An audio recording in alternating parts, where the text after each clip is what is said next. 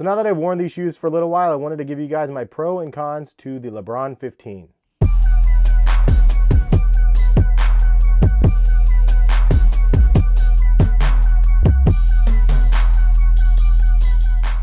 What is going on, guys? Hess here from CollectiveKicks.com, and if you guys want to shop this week's top sneaker deals, check the link in the description. Today I'm going to go over my pros and cons of the LeBron 15 after wearing these for the last month. This is a shoe that I think generated a lot of hype originally because the first couple colorways were a bit limited, and then since then the hype has died down quite a bit.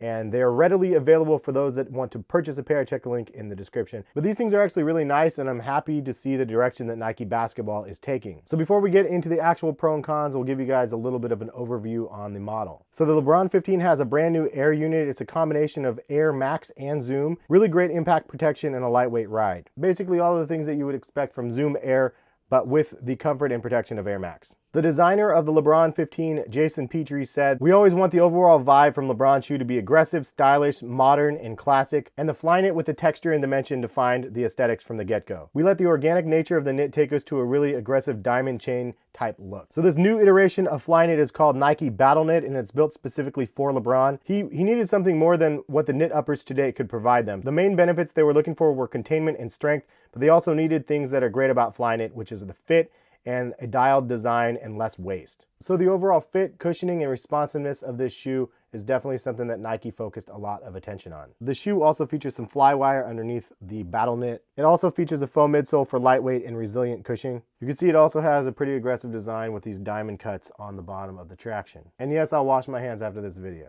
As for the additional aesthetics to the shoe, you can see the Nike swoosh placement on the back of the shoe. It also has 3 loops to the pull tab on the back and then 3 loops to the pull tag on the front. Around the collar of the shoe, this material is definitely more stretchy than it is on the rest of the model. You do have some nice branding right here on the backs of the pull tabs as well as on the front of both.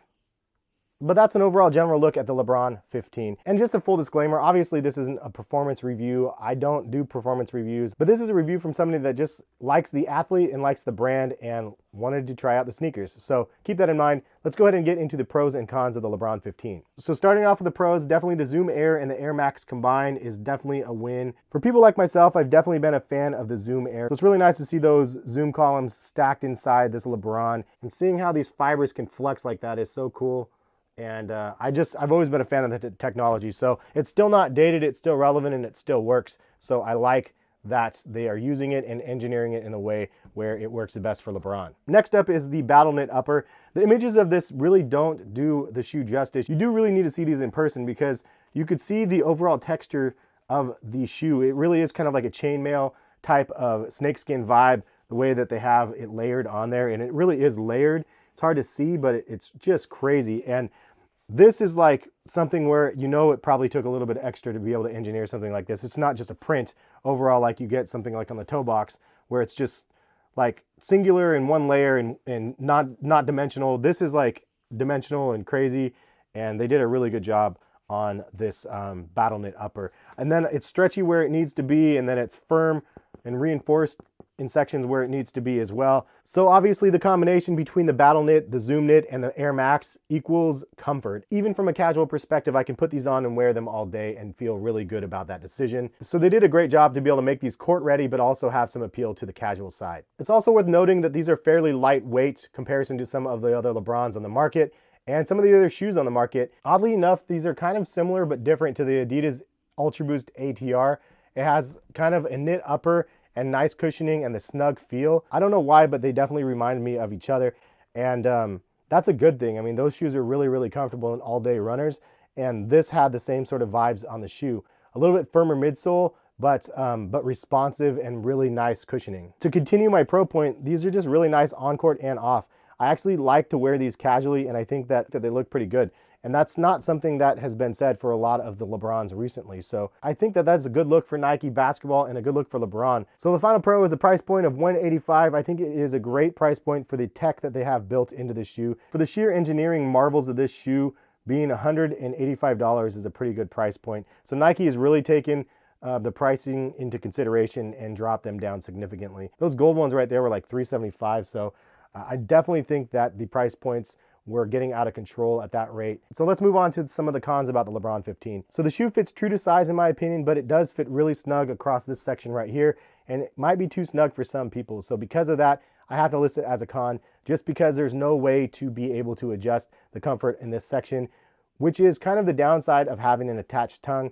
That's my biggest pet peeve with sneakers nowadays, is they have the attached tongues, so you don't have any flexibility in this section. And I personally don't really love the extra pressure right here on a shoe. That's why I wear my laces absolutely as loose as possible. But if you like that snug, firm lockdown on your shoe, then these are gonna be just fine. Obviously, I know that this is a performance shoe, so there's a reason why this lockdown. But just from a casual perspective, which I know is not the intent of this shoe, having a detached tongue would be a plus. I think another con I have to mention about the shoe is the fact that this upper is dope with the battle knit, but it is kind of constricting at the same time. You can only do so many different color combinations with different patterns on the shoe, but because it's all kind of one type of material and one upper, you really can't do as much with the different panelings and the different colorings that you could from the old Jordan retros and those type of days. And it really makes it difficult to create something unique and themed like on Nike ID with a singular knit upper. But the battle knit is nice, and you can see if you look closer, they do have different sections of battle knit, so it's not like it's all one piece. The con worth mentioning is LeBron is still switching shoes on a regular basis while he plays into some of the older models. I don't watch NBA action too much. Unfortunately, I just don't have a lot of time, but I do see posts here and there where LeBron is switching to the Soldiers or switching to just the previous model or whatever it might be. Sometimes he just doesn't stick to the current model, and I don't understand his reasoning for that, but it's not a good look on the current year flagship model. One other con might be worth mentioning is the lack of collaborations, I guess, and hype limited colorways on the shoe, and that's a hype beast in me speaking, but I know they do have a Kith collab. Ultimately, though, they need to keep those things in production to be able to generate the extra limited hype on the models. If you think back to the early days of the LeBrons, the 4s, 5s, and whatnot, like they had a bunch of friends and family and super limited colorways that are grails to a lot of people today. And I think that that was something that really drove the LeBron line, and to find those weird unicorn ones that you might have never even heard of before. They need to do a better job consistently releasing those, in my opinion. Overall, I think that it turns more people to the brand and to the model because it generates some sort of hype around those limited products, which then in turn can translate down to some of the GR models, and people might actually be interested in buying some of the regular ones as well. So another con of the LeBron 15 is just the trickle-down effect, unfortunately, for Nike basketball having a rough last couple years. I think this is a great attempt to revive some of the strength in the branding with LeBron and the Nike basketball line. Another con about the shoe was there was no Christmas pack for the LeBron line. I think that covers the pros and cons in this video. If you guys want to leave a comment with your pros and cons, feel free to do so. Curious to see what you guys would like to add to the conversation. So final thoughts on the LeBron 15. I personally think this is a great model. It looks great, it's stylish, it has a lot of technology featured on the shoe, and the price point isn't too bad at $185. Thank you to Hibbett Sports for actually sending me this pair the other month. And if you guys want to purchase a pair, check the link in the description to purchase your own LeBron 15. But $185, not terrible. The cushioning is amazing. The comfort and the fit is snug, but very, very comfortable. And Nike Basketball doing some good things. Cannot wait to see more colorways drop of these shoes. Thank you guys for stopping by and watching the video. If you guys enjoyed the video, please hit the thumbs up button. Subscribe if you guys are new to the channel. Have a good one. Catch you guys for some more videos soon. Peace, guys.